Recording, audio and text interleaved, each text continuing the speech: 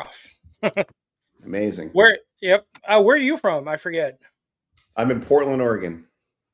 Oh, okay. Pacific Originally from, Northwestern. yeah. I was originally from Los Angeles. Got tired of the traffic and concrete jungle and needed a change of scenery. So I moved here about 14 years ago. Oh, okay. I love it. Nice. Yeah, a lot of rain. You get used to it though. Well, I am actually originally from the Pacific Northwest. I'm from Tacoma, Washington. Awesome. So I spent all my life there. Me and my wife finally decided to move to Texas about in 2020. Yeah, So yeah, I got too sick of the rain. I was like, man, the rain's just too much, and it's just so gray all the time. And I yeah, mean, it's you can't beat the scenery, the mountains, the ocean, everything. That's the best. And yeah, I love camping and hiking and all that stuff. But I was like, yeah, I needed a change. So I was like, we're going to Texas. yeah. My wife actually was born in Tacoma. Oh, really? Yeah, yeah, Nice. and I have a stepson that lives up in Tacoma as well. So got some family nearby. Gotcha. Yeah, I've Yeah, got all my family and friends were up there, so it's like every time I go back up there, it's like, man, I miss everybody, but yeah, it's that weather and a yeah. lot of other things. So I was like, yeah, cost of living is so expensive up there too. I was like, oh man. So, but Nice. anyways, thanks for coming, man. I appreciate you taking the time out and being with me on Saturday. Yeah, excited to share my story and hopefully inspire at least one person to, Yeah, and that's the whole help them idea. out. And that's the whole idea about this show is that I wanted to start to try to help other people, Yeah. and And I think, and men, I mean, I think it's important for men, especially to be able to have a safe space to talk about, feelings and things that we just weren't raised to talk about. yeah, exactly. I'm the same way, and that's one of the reasons because I spent my life kind of just keeping everything to myself. And long story short, my dad had Parkinson's, and so I was his caregiver for a while, Yeah. and so I was angry and all this other stuff. And then after he passed, I was kind of like, you know what? Now I got to start kind of figuring out my own life. And one Right. of the things I wanted to do was maybe try to start helping other men, because I struggled with a lot of stuff. Yeah. And and so I was like, you know what, and I'm way out of my comfort zone. I'm always a shy person. I keep to Mhm. myself. I'm very reserved. So doing this has like been a really big step for me in this direction. Amazing. Yeah. So it's been fun though, because I'm meeting all kinds of cool new people, and I'm like, man, this is actually I like getting to know people and hearing their stories. And it's like, and I think Yeah. it also is it like you said, it'll help other people. It's like you're not the only one going through this. There are other men out there that have had struggles and have had hard times, and now people are starting to talk about it more, which I think it needs to be done more. So, but anyways, I don't want to ramble, but go ahead and introduce yourself. Tell us a little bit about you. Yeah. So my name is Steve Hetrick. As I mentioned, I'm from Portland, Oregon, and I'm married. I have a 3-year-old son. I have actually two older daughters that are 26 and 25. That's a story for another time. But yeah, I have a 3-year-old son, and I have a 14-year-old stepson and a 25-year-old stepson. So kind of a Couple generations there. mixed family, different generation family from different partners and things like that. My professions, I'm a freelance marketer. I had my own business for about 14 years or so, or 10 years, I guess, and help small and mid-sized businesses with digital marketing, mostly branding strategy, things like that.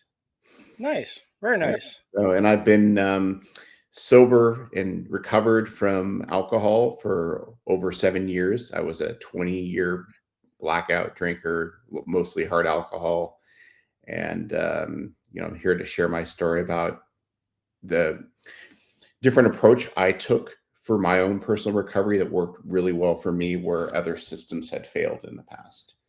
Okay. Yeah, congratulations on the sobriety, man. I mean, that's a big thing. I Well, had a it's not sobriety, it's recovery. There's a difference. recovery. Okay. You could Yeah, see, have, I you could have, one day of no drugs or alcohol in your system and you're sober, but that doesn't mean anything's different about you other than the fact you don't have it in your system. Recovered, in my opinion, in my definition, is like not only am I sober, but my life is completely different than the way it used to be. In terms of the way I think about myself, I think about others, I think about the world, and the quality of my life is a million times better now. That's recovery for me. So I like to focus on that word and not sobriety, even though they do go hand in hand, because I've met a lot of people in my journey that were sober, but they kind of acted the same way they did when they were in their addiction. They just, the only difference was they didn't have the substance in their system. Oh, gotcha. Okay. Yeah, That well, makes sense. it's, I had an alcoholic uncle, so I'm not, and I've had friends that were heavy drinkers and stuff. Me personally, I've only been drunk once in my life. So Oh wow, alcohol, yeah, I know. I'm 52 and I've only been drunk once, and that was when I was 33. So that's it's, a that's got to be a world record. That's amazing. I know. And most people that meet me and find that Hmm. out, they're like, "No way, you're lying." I'm like, because you look at me, I kind of look the type that would be into the partying and stuff like that. But no, Hmm. I don't know. I think when I was younger, I tasted some alcohol and it just wasn't my thing. And then when my Yeah, dad got sick when I was 11, I seen my uncle go through just bad stuff, and I think that was one of the reasons why I kind of stayed away from it, because yeah, I didn't want to go down that road. But at the same time, I knew a lot of people dealt with like their anger, because I had a lot of anger, and I was like, it would be so easy to turn to alcohol or drugs or something like that, because you kind of get yeah. lost in it. And I've lost friends to drunk driving and Mhm. other stuff like that. So, but yeah, it shocks everybody. It's like, you've only been drunk once. It's like, wow. Well, and also if you pair the anger and the alcohol, that would have been like throwing a match on a bunch of gasoline. I mean, you would have been, Yeah, and also you wouldn't have been able to be there for your father or present with your father. So it's a yeah, good and that was thing part of it. for that relationship and that support that you weren't going down that road. So that's awesome. That's. I wish I had that story, but I don't have that story. But no, you still have an interesting story though. So, You know? so Well, it led take me us. to who I am today. So even though I have regrets and wish things had been different on one side of the coin, the other side of the coin is I wouldn't be, I don't think, as happy or as like um well adjusted, so to speak, as I and confident and and live the life that I'm living without that experience. You have to kind of look at it from that perspective of like it was there to teach me something, and it changed my life in so many great ways also. So it's sort of a, you kind of have both sides of the coin, I guess. Yeah, and that's one of the things I kind of look back at my life, and I'm like, I went through a lot. I seen my dad go through so much, and Yeah, and there's a lot of regret, and I still have some anger, like, why did I have to go through this? But I'm trying to look at the more positive side and go, you know what? I've got a lot of wisdom, I've got a lot of experience, I've gone through a lot of mental health stuff. Maybe that was a lesson, maybe that was something that's making my life more enriched right now, and yeah, and maybe if my dad never got sick, I would have had a very mundane life. I don't know, but mm, maybe on some grand scheme, I try to look at it like maybe that was the reason that happened. Now I'm doing this to maybe help other people. And yeah, also at the same time, I'm also starting to find out more about myself and more be at peace of what I've gone through and my own anger, mental issues, depression, suicide, stuff like that. So, but yeah, I agree exactly, because what you went through and now you're at a different place and now you can kind of yeah. appreciate everything else. And I look at life that way, is that everything is here to teach us a lesson and help us grow, to help us move closer to being happy and joyful. And so I think that experience helped me get there. I think your experience with your dad, you probably could argue from a certain perspective, like made you the man you are today. And maybe you wouldn't be sitting here with a podcast if that hadn't happened and helping other men. So I like to look at kind of I have the everything happens for a reason sort of, Yeah. nothing's random. I think we make choices that are obviously our own free will, but I think that, you know, things we're here to experience some sort of life that we kind of were meant to, and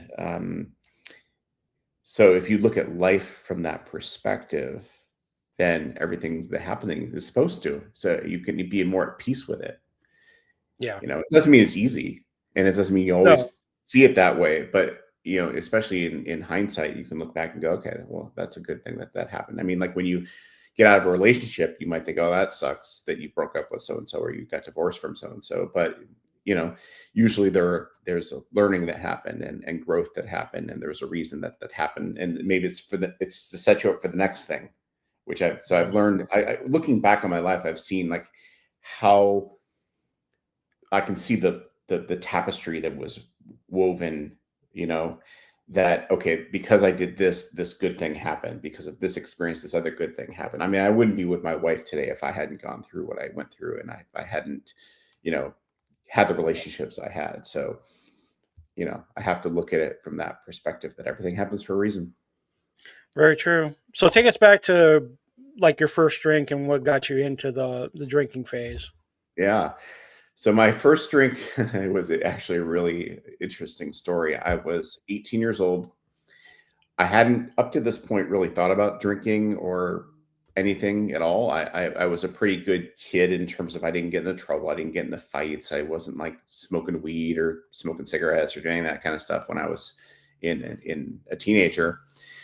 I was a decent student, but I one day my parents went out and ran some errands for a couple of hours, and it just out of nowhere the thought just occurred to me, hey, maybe I'll get drunk.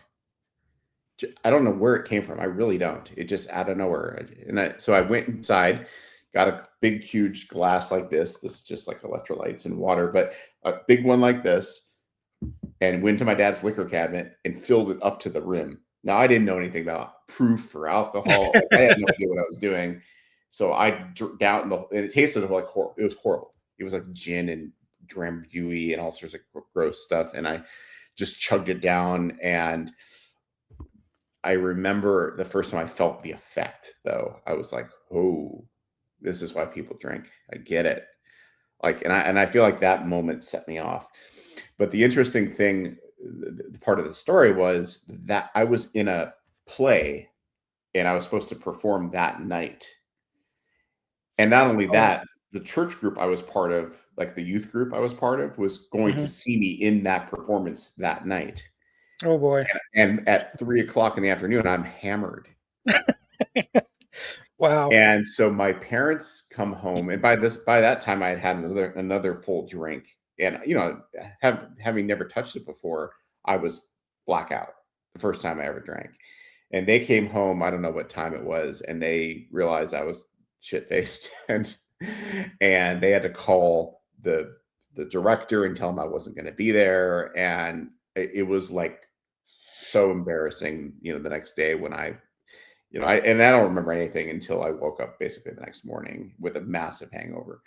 And I had to, you know, apologize to the youth group, apologize to everyone in the, you know, in the play for missing the performance. Fortunately, I had a small part, so it wasn't the end of the world. But and you know, of course, I swore it off. I would never touch it again. And then I went to college, and 3 months or 4 months later, I started drinking again. So um, but yeah, that was the first drink. But I and from 18 until my kind of mid to late 20s, I was a casual drinker. Probably leaned on the heavy side, but I don't think I was drinking alcoholically at that point. But I did enjoy it. I'll put it that way. Were you more like a beer drinker or like mixed drinks or? I would, yeah. At first it was mostly just beer. I would, you know, I'd go hang out after work with the guys, go shoot pool, that kind of thing. Yeah. We get a pitcher of Bud Light or whatever, and drink that.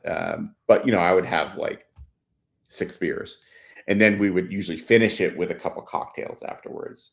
And I thought that was normal because the other guys I was with all drank the same way I did. So I was like, oh, okay. I didn't feel like I was doing anything wrong. And but eventually, as my addiction started kicking in and progressing, I usually didn't even bother with beer because it's like I need like, you know, 6 of these to get me the same feeling I can get with one drink of the hard stuff. So in the later years, it was mostly like whiskey and rum and vodka and stuff like that. Gotcha.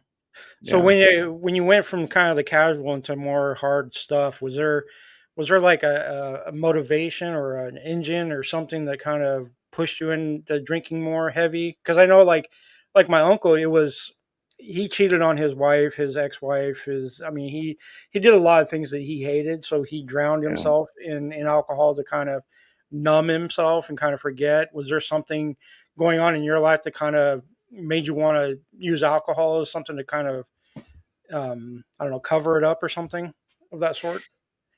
Yeah, yeah. It was kind of one of those things where, um, this kind of, if I take a step back, this sort of touches upon like what my personal um, reason I think people get succumb to addictions, whether it's alcohol, drugs, food, sex, love, their phones, whatever.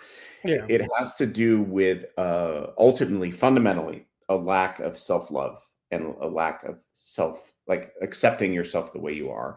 And I can remember from maybe about 10 onwards, I started disliking myself. I started judging myself. My parents, although I think they were pretty good parents, they were judgmental and they would criticize me on things that, my grades and the way, my weight and different sort of things like that. And so, and I didn't take it very well. And so I think it was like, it would compound. And then when you start drinking and you do something stupid, like you get in a fight, or you yell at someone, or you drunk dial someone, then you wake up the next day, you realize what you did, and you feel even more shame and guilt and regret. yeah, And that doesn't help with self-love. So I started getting this, I think this subconscious idea in my head, the story got written that you're not enough. No one's going to like you the way you are. No one's going to love you. You're not a good person, especially when I start doing things that aren't good things, hmm, and it just snowballs. It just keeps getting that story, and that voice gets louder and louder and louder and louder and louder and louder. And it's natural that you don't want to hear that voice anymore. You want to numb the pain. That's I think what people don't understand about addiction is like they're doing something that's actually healthy in a way, is they're trying to not feel this discomfort. yeah, The problem is the tool I use to deal with it. Like, instead of doing therapy or focusing on self-love and things like that, I went the other way and said, okay, I'm just going to check out with alcohol. So then, yeah. So then by the time my daughter Sophia was born, who's one of the olders, by the time she was a year old or so, I was daily, usually blackout drinker by then. And like I said, it would just keep compounding, and I just thought, very, very little of myself. Um, and I just didn't have the tools, or really even back then the desire to stop. Like, the pain I was feeling was so intense that I I didn't want it. I didn't want my medicine taken away, because I didn't know how to live without it by that point. Because you sometimes will go on a drinking binge and you decide to stop, because either someone is trying to force you to stop, or maybe you're feeling really sick or whatever, and you have a little bit of clarity, and you feel good, and you would go, okay, I'm never going to do that again. But then those feelings start coming back of how useless or worthless you are, and yeah, anxiety and depression and things like that. And then your choices are, at least in your mind, is I keep going cold turkey and suffer, or I go back to the only solution that I know. Now, a lot of people will ask, like, is addiction, is something you can a choice or not? I don't even think I don't even care what people think about that. I personally think it is a choice. Some people don't think it's a choice, and that's fine. But what is a choice is choosing to get help. And I didn't choose that most of the time. You know, I didn't choose to try rehab. I didn't choose to go to, 12-step meetings or anything like that. So So a lot of the damage that I did is my own fault because I chose not to get help with what I was dealing with. And part of it was ego. I didn't think I had a problem and all this sort of stuff that you hear addicts talk about. Yeah. But in hindsight, I think I had a choice. I think I could have not picked up that drink if I'd wanted to, if I had enough like strength. But I just didn't have the tools or really I also felt like how I was feeling was hopeless. Like I felt there's no way I'm going to get better without this. Like this is the only solution I have to numb this pain. I didn't think my life was going to get any better. I didn't think I was going to feel any better. I thought I had to have it.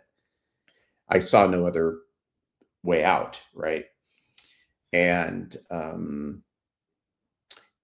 then I, finally had a moment of clarity one day. And I'll tell you that if you want to hear that story, kind of how what shifted was it was 20. I didn't get sober till 2018, but the first time I kind of saw some hope finally was 2012.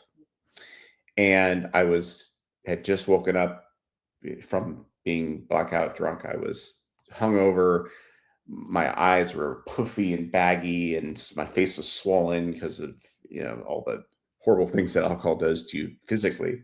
Yeah. And I remember going to the bathroom and looking in the mirror, and I remember with so much disdain saying, "I hate you," and I meant every word of it. I did not like that person that looking back at me in the mirror at all. And when I said that out loud, it kind of like something, a light bulb went on, and I'm like, whoa, okay, this is serious. And I realized I had a choice. I could either keep going down this path, and I knew it was going to kill me, or I was going to be in jail, or whatever, something bad would happen, or I could try to get some help. So I made the choice to try to get some help. And I went to AA meetings, got a sponsor, did the steps I followed the program like my life depended on it because it did. And I was there for about 2.5 years. And, but at some point I realized that the solution they were offering was not for me. And it wasn't helping with what I felt like was the fundamental problem of like how I thought about myself. Now, after 2 years of being clean and sober, like you think better of yourself, right? Like there was some improvement there. I felt better. I was, I wasn't waking up hungover. I wasn't drunk dialing people or saying awful things or saying awful things to people. So there was that, right? Yeah. But there was still that voice from my childhood that said, "You're not enough. You're no one likes you." All these horrible things. And 12-step programs really don't address that. They focus on, hey, you're powerless over alcohol. I also didn't believe that. I didn't think I was powerless. I didn't think I needed a God to help come save me like Superman. Yeah. I felt that was a little disempowering, to be honest with you. So, I had some up and downs, but basically in 2018, I kind of had this like epiphany that the problem was me, but the problem could be solved. And so I kind of shifted into like a radical self-love protocol. And I did a lot of different things to help with that. I did affirmations religiously. I did them twice a day, every day for about a month. And what affirmations do is they kind of like rewrite your subconscious thoughts. It's like kind of like when you're on a computer and you like save over something, like save as, you're kind of saving this old story and giving it a new story. So you're giving your subconscious brain a new story. Okay. I did something called like a mirror exercise where I literally like put my phone in the other room and stared at myself in the mirror for an hour and would say, "I love you." And I can tell you, Aaron, that was one of the most powerful things I ever did in my entire life. Because it starts out, you think what is this? This is stupid. And it's uncomfortable. And it's really uncomfortable. It's really, really uncomfortable to look yourself in the mirror for an hour straight. And the first 20 minutes were awful. The middle was okay. And by the last 20 minutes were one of the most profound experiences I ever had in my life. By the time that hour was up, I felt so much self-love. It was like oozing out of me. It was crazy. And it was just an Wow. hour. So I Yeah. started doing that more often. Like I didn't do an hour again, but I did like 15-minute things about that. And so that was part one, was the self-love. The other two components that I think are important for recovery are two: community, finding a team of people that love and support you and the way you are. I think you need that. I think that you need at least one person in your life that you can go to if you need help, or go to and be vulnerable with, and they still love you, right? Whether Yeah. that's a partner or a friend or a group or what, it doesn't matter. And it doesn't even need to be a addiction support group. It could be your guys you play Dungeons and Dragons with, guys you know work on motorcycles with. It doesn't matter. The requirement though is that they accept you the way you are, right? And then the third thing for me is purpose.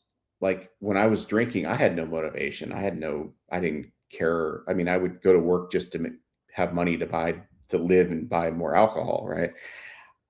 So when I got sober, or when I got recovered, I had to kind of rediscover who I was, and ask myself, like, what is it? What am I here to do? What's my purpose? And I realized, I really want to help other people.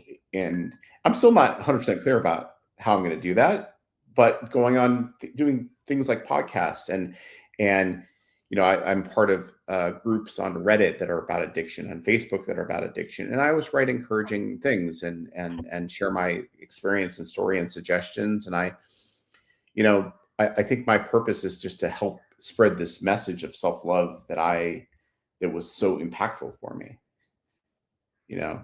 So that's what I Yeah. feel like I'm here to do. And I think that those three things I mentioned, the self-love, the community, and the purpose, can apply to anybody in any situation. So if you're Hmm. anxious, depressed, and you don't even have an addiction, it doesn't matter. Like, you can apply that and have a much happier life if you just kind of focus on those three things, those three critical components to happiness, and your life's going to change. I guarantee it. Oh, I agree. I was going to say something a little earlier Yeah. about the. So I know people when they start drinking and stuff, they kind of, like my uncle. He masks a lot of Mm, stuff. I was.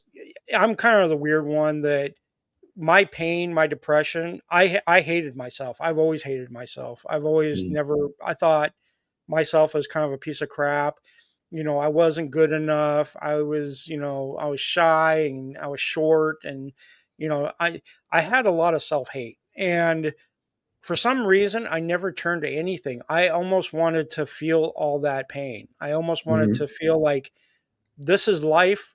And it all stemmed from my dad being sick. I seen life was punishing my dad. I wasn't going to let him punish alone, so I was like, you know what, I'm going to go through it with him, but in my own journey, and my own kind of self hatred type of stuff. So anytime I've been cheated on with girlfriends, I didn't get jobs, did this, so I hated myself more, like you were talking about. And you look at yourself in the mirror and it's like, you're a piece of crap. You're never good enough for this. You're never good enough. But I always wanted to just keep feeling that pain. And the funny thing is too, is I'd put on music to make myself feel worse, which is a oh, weird thing, yeah. and so it was like, because, and there have been so It's many like the times where I'm like, pain becomes your comfort. yeah, it becomes my Way. best friend, you Yeah, know? like you're so used to it that you don't Yeah. wanna let go of it. Yeah, yeah, Yeah, and it's like, and there's plenty of times where I was like, I thought about going to the store and just grabbing a fifth of vodka or something and just drowning myself. But yeah. I don't know. I think I was just in that frame of mind where I wanted to feel everything. It's kind of like almost like an fu to life, going, you know what? Throw what you got at me, because I'm going to endure it. I'm going to take it. Part of it was like, maybe I deserve it. I don't know. Mm, Maybe I did something wrong, because I was religious for a long time, and then when my yeah, dad tried to commit suicide a few times, I kind of gave up, because I prayed every night. I begged. I was like, "Please help my dad," But he yeah. got worse and worse and worse and worse. So I turned away from the whole God, religion, everything. I just said, "You know what? I'm done with it." And Mhm. And so I never turned back. So then my brain starts going back and going, maybe he's punishing me for turning away from him. Maybe all this is happening because of this. So everybody, you keep telling yourself all this stuff. And then Yeah. once my dad passed, a lot of it changed. A lot of my self-hate kind of went away. It's still there a little bit, because now I got a little bit more medical issues. I got type 2 diabetes, I got high cholesterol, Yeah. stuff like that, because I never took care of myself when I was younger. I ate anything and everything, and so, but yeah, going back to that thing, I was like, yeah, there's the ones that don't feel like they have a choice and they turn to alcohol or drugs or something like that. But I was just the weird one that I never turned to it, but because I wanted to feel everything. I don't know. I don't hear that very often. I hear a lot of people turn Mhm. to that stuff, but it's equally as devastating to your life. Yeah. Yeah. Some people thrive in the chaos. Like, I mean, they're like the Karens, the people that are like the online Karens that just Yeah. rant and like I think in a way that's their version of addiction. I don't know if Mhm. I would classify what you're what you wanting to feel the pain as an addiction, but it was your coping mechanism. Let's put it that way. Yeah. So, Yeah. and I Yes. think the people that are Karens and stuff like that, it's again, they've got pain. They're not Mhm. acknowledging it, but they've got pain, and it's manifesting in these outbursts. It's no different than I had pain. I would go to the store and get a fifth of vodka. Like it's the core reason's the same. It's just everyone's got a different way of dealing with it, right? Not everyone's cut out for addiction, so to speak. But it's got to go somewhere. If you're not going to try to heal it, it's got to go somewhere. So it's either going to come out Yeah. as anger, it's going to come out as depression, it's going to come out as being a Karen, it's going to come out in some way, shape, or form. You Yeah. know. The weird. It was almost like I wanted to punish myself. So, Mhm. Yeah, you thought you growing said up, that. That was your story. yeah, Right? You and thought that's you said what that. it was. And I did things to kind of make myself feel worse. And Yeah. like, I didn't lose my virginity till I was 21. I was kind of raised around, like, you marry the one and only person that you sleep with, and that's the Yeah. person you spend forever with. Yeah. Well, my very first girlfriend, she ended up cheating on me and marrying some guy behind my back, while we were engaged, and that just completely tore me apart. Mm, yeah. And I was just like, you know what, I'm done. And then after that, I had a lot of casual encounters, one night stands. And every time I would do that, I'd make myself feel worse about it afterwards. It's like, Yeah. why? And I try to look back and I'm like, why did I enjoy that? But I didn't. Yeah. I don't like making myself feel more depressed. Yeah. But it almost was like, it's kind of a weird way that I wanted to keep punishing myself and make myself feel worse. Yeah. Maybe this was life, Mhm. and yeah, I don't know where I was going with that, but yeah. I think one of the biggest threats to our well-being is the self-judgment. Like, Yeah. if we were able to remove the judgment from everything we do, like, even like someone, let's say someone's a smoker, and they every time they know they shouldn't be doing it, but they do it anyways. If you're able to take away that judgment, I think they would probably just quit on their own, because that kind of the pressure is off. It's hard to it's counterintuitive, Hmm. but I think the self-judgment is so toxic, and I'm still guilty of it. I still do it, although I'm way better at not doing that. But Yeah. and it's Same and it's here. relief. It's a relief. You feel so much better with taking that pressure off. But yeah, we're raised in this Judeo-Christian sort of society where there's gods and hell and judgment and sin and all this sort of stuff, and we're just raised that way. So Now, has religion played a part in it, in your no, life? not really. I never was like I would go to we would go to church occasionally. We were like Christmas and Easter churchgoers when I was a kid. Yeah. I was attracted to the youth group, but it had more to do with the community aspect of it, like not the religion part of it. I didn't really care about. I didn't. It wasn't that like I didn't agree with like Jesus and his position on love, and love thy neighbor and caring for the meek and all that sort of stuff. Like, but I I found there was judgment in the church. There's a lot of judgment against people that were not straight, or people that were having sex, unmarried, and having judgment on this, that, and the other thing, and you're going to go to hell and all this sort of stuff. And something fundamentally didn't feel right about that. I just felt like that was, and then the other thing is like I would witness hypocrisy, like these churchgoers that were supposedly very pious that were having affairs and stuff, or being Yeah. really, they were just mean people. And like it just kind of turned me off to the organization of religion. Now personally, I'm very spiritual, but I do believe in a God, but it doesn't really have a face or a name, so to speak. It's just kind of a higher power, if you will. um, but I don't. It's not a judgmental being. It's just love. It Yeah. just wants the best for us, and it doesn't. It meddles. It doesn't really meddle in the way where like you were saying, like I prayed for my father and he got. I don't think. I think there was a reason he didn't get better, and I think it had nothing to do with your prayer or not prayer. You know what I Yeah. mean? So if that makes any sense. I think No, things no, are no. I understand. allowed. Yeah. I think certain things are allowed to have happen, and it's just the way it is. No, I agree. So what about, so I wanted to talk about like family. Mhm. What the impact did on your own family, your kids, your wife, that sort of thing over, every time you were blacked out. Cause I know I seen the effect that my uncles had on my own life, because while I was taking care of my dad, he was also living with us. So I was essentially taking care of my dad and my uncle back when I Yeah, was in my 20s. And I seen the devastating effect that it had on my cousins. yeah. And it put Mhm. a real strain on that relationship. And being a father, and now my cousins, I see Yeah, the effect that it does have on kids. And yeah. what about you?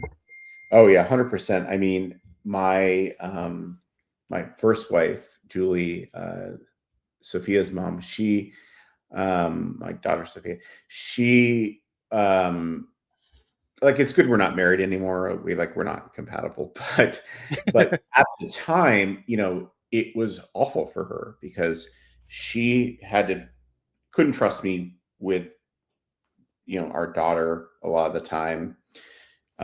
She was working. I was working some of that time in our marriage, and sometimes the alcohol got the better of me, and I wasn't working. So she's like pulling double duty. She's working full time and being a mom, and in some cases having to be the father figure at the same time. And there's also a lot of anxiety and stress that goes along that, because like she's going to come home from work and she doesn't know what kind of state I'm going to be in. Yeah.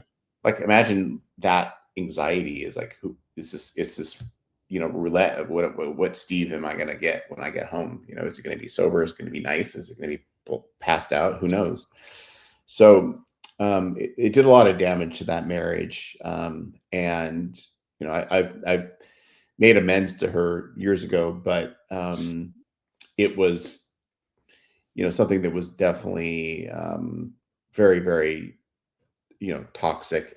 Now, and it did affect my relationship with my daughter, because she, even to this day, like has a lot of resentment against kind of how I was with her. And nothing awful happened with her, meaning like it wasn't like I never hit her or anything, like nothing like that, but like I wasn't present for her. Like Yeah. I prioritized drinking over her. So like when I would oftentimes not show up after we had gotten divorced, like to, not show up to when I was supposed to take her for the day, or, I once remember I took her to Disneyland drunk, you know, Oh like wow. I drove there drunk, went, Oh. hung out, brought booze with me and drove back. I Oh wow. Yeah. saying that out loud, it's like, that is crazy, but That that's is. what addiction does to you. You don't care. You need that to bring that with you. Um, so it's really damaged our relationship now. She's having a hard time. She's in her mid 20s. She's having a really hard time, like seeing the changed version of me. She still has this idea that I'm still that old guy, Yeah. the Yeah. previous version of me, which is unfortunate. But I think eventually, as she gets older, she's going to kind of realize that I'm not that same person. I'm actually very, very different than that person. I don't Yeah. put alcohol first. I would put, I put my family first. And it takes time too. It It's takes nothing, time. nothing happens overnight. And I know you can have a lot of resentment when you're in your 20s and being angry and stuff like that. But as you get older, And you it's think you know everything. I thought I knew everything. I don't know about yeah, you. exactly. And it's like my parents divorced when I was about 17, 18. So, and I kind of felt like my mom left me and my dad and left me to Mm, take care of my dad. So there's been a lot of resentment between me and my mom basically yeah. my entire life. Mm, It's just now in my 40s and 50s, I'm like, I'm a little bit more cool headed. I'm a little bit more understanding. I just saw it from my point of view only. Like you're my mom. You're supposed to be doing this, you're supposed to be doing that, and you're not. So yeah. I had a lot of anger and resentment. But now, as I'm older, I look at her and go, you know what? I know she was going through her own stuff. I know it was her husband that was getting sick, getting Yeah. harder to deal with. So, I'm trying to be a little bit more open to that. So, Yeah. and I'm sure your daughter will probably do the same thing as she gets older too. Well, that's what that you bring up a good point. Like I had resentment towards my parents, because they for the things that the inadequacies that I saw that they had, even though I'm not perfect by any means. Like, I spent years resenting them and like, you're the reason I'm drinking because you did X, Y, Z, and blaming them and all this stuff. And I finally was able to come to peace with they're just doing their best too, just like I was trying to do my best. Like, they're human, they have flaws. That's who they Yep. are. Yep. And and by the way, it's not their fault that you turned out the way. Like, I made really bad decisions. so Yeah, so exactly. yeah, so hopefully she'll get to that point to see me in the same light. I'm sure she will. Like I said, I think as kids get older, they mature, they kind of see what life really is about. And Yeah. especially, since you've been so many years from alcohol and you actually are changing your life, you got a new family, you got more kids, and things are in a very different light. And, Yeah. when kids start seeing that, like I say, from a child point of view, looking at my mom, you know, I, I'm proud of my mom for what she did in later in life, but I still have resentments, but I'm starting to kind of come around and kind of go, you're my mom. At the end of the day, you're my mom. I know Hmm. you didn't do it on purpose. You didn't do all this stuff to try to hurt other people. It's just Yeah. you were dealing with your own demons, your own stuff, and this was the way you dealt with it.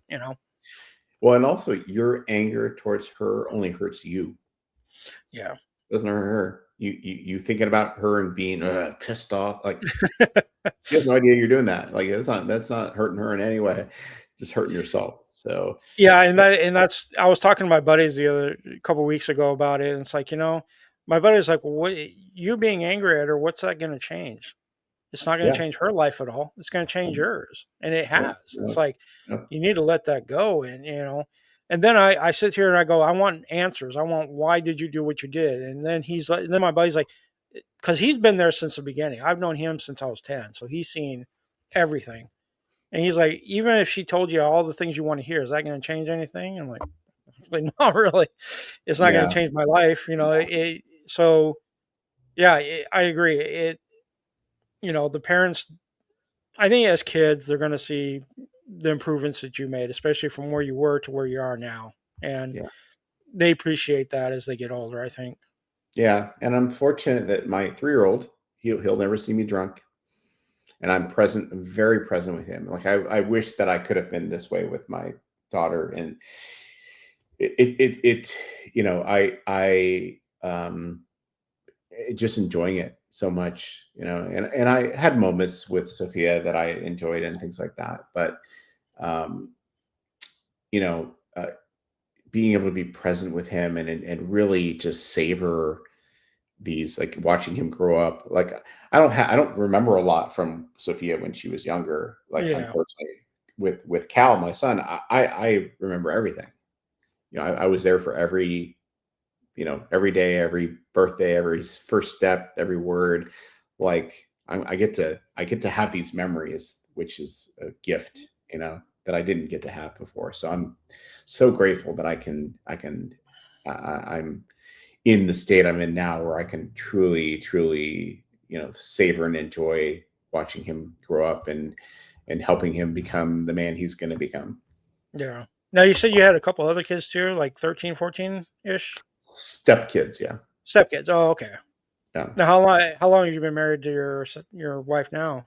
It's going to be 8 years in August. Oh, wow. Okay. Yeah. So she Yeah. was kind of coming in right where you were kind At of the very end. at the Yeah. very end. Yeah. How was that? In fact, she was really critical to me, like taking that last step. Because by the time we got together, my drinking was kind of tailing off, but I was Hmm. still doing it occasionally. And she made me realize that, so there's different components to addiction, in my opinion. There's like the physical addiction, like the dopamine hit you're getting, things like that you need to cut yourself off of, so you don't, that, you take the physical addiction out of the equation.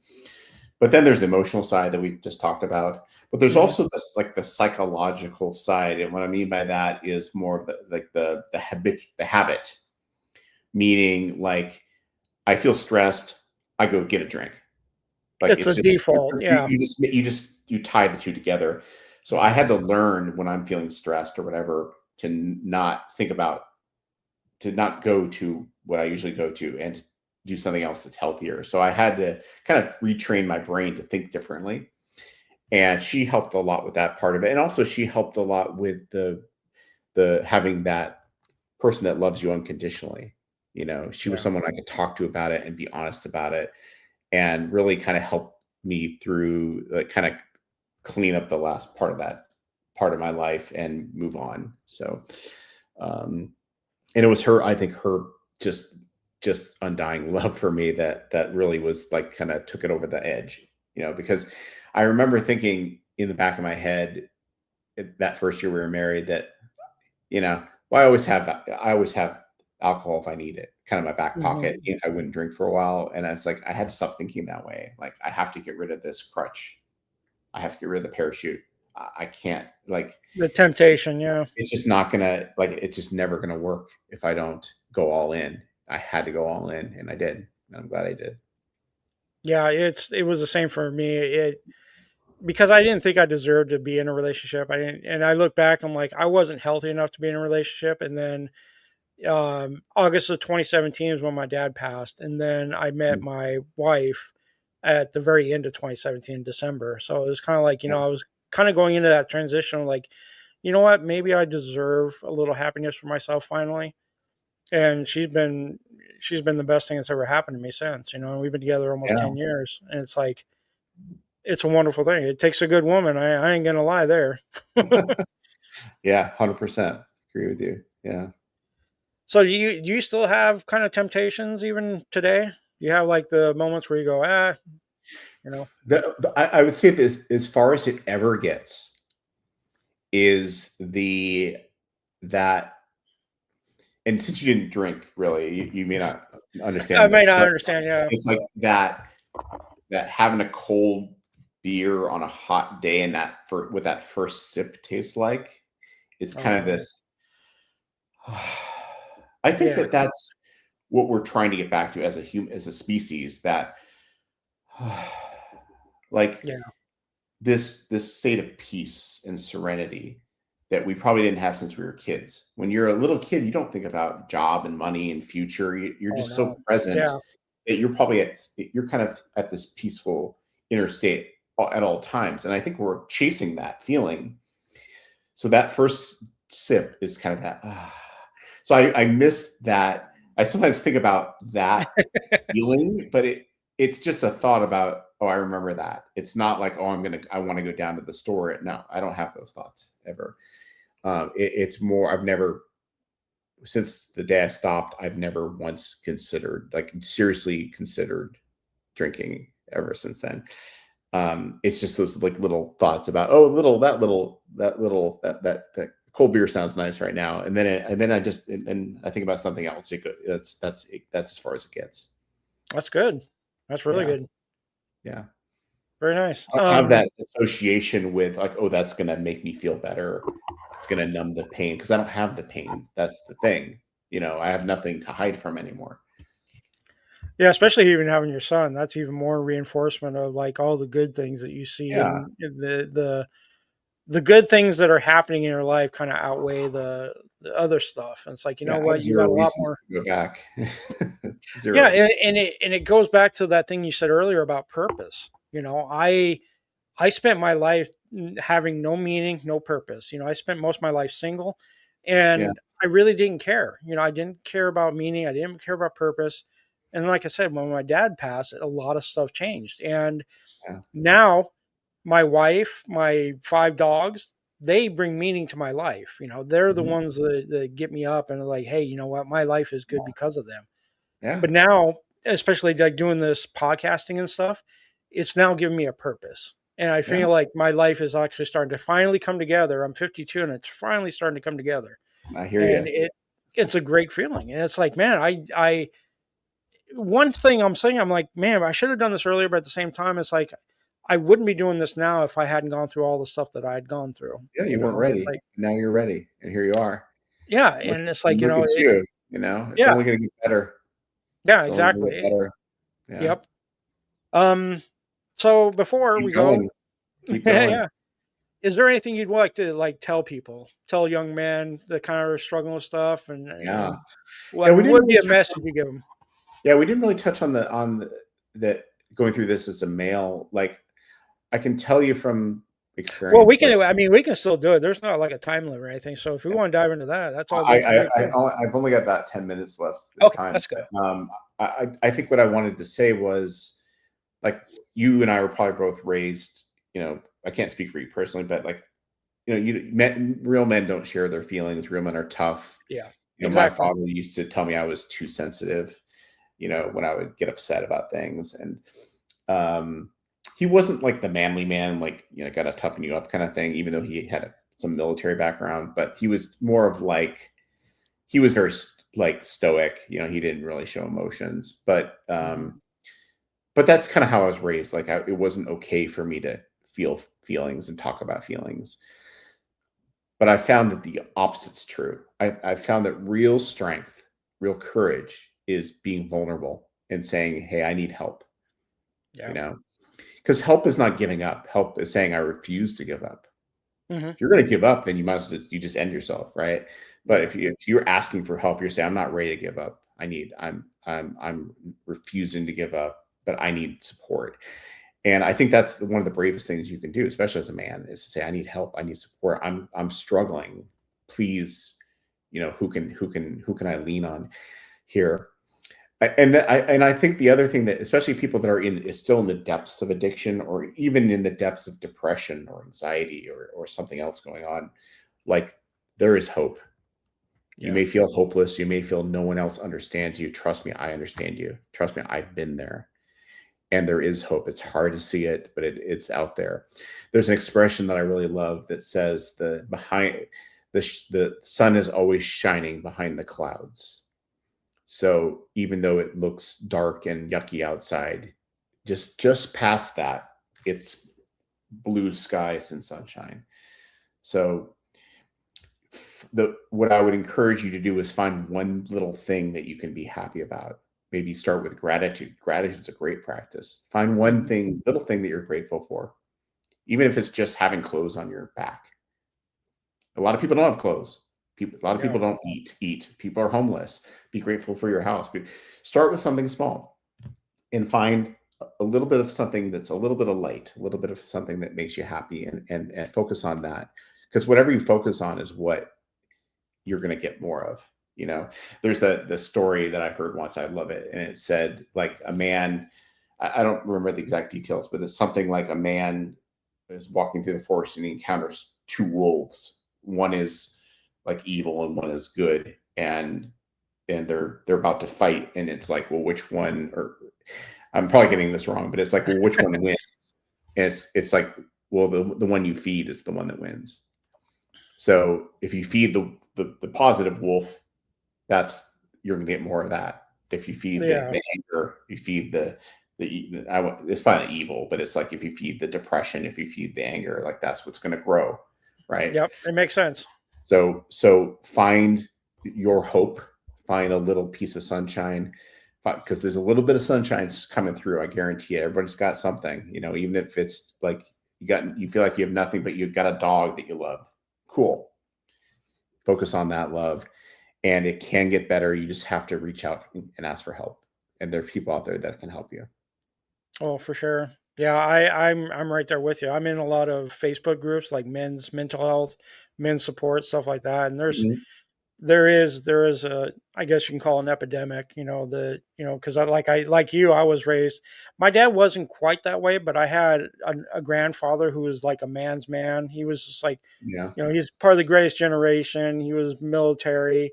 He was a yeah, truck driver. Um, he didn't yeah, show emotion, but he was very kind. But he was like this, that, this, and that. And I had uncles and stuff like that. So I had that kind of in my life, and so yeah. But I'm right there with you about we don't share emotions, and it's just now recently in my life that I'm actually starting to kind of open up and say, hey, you know what?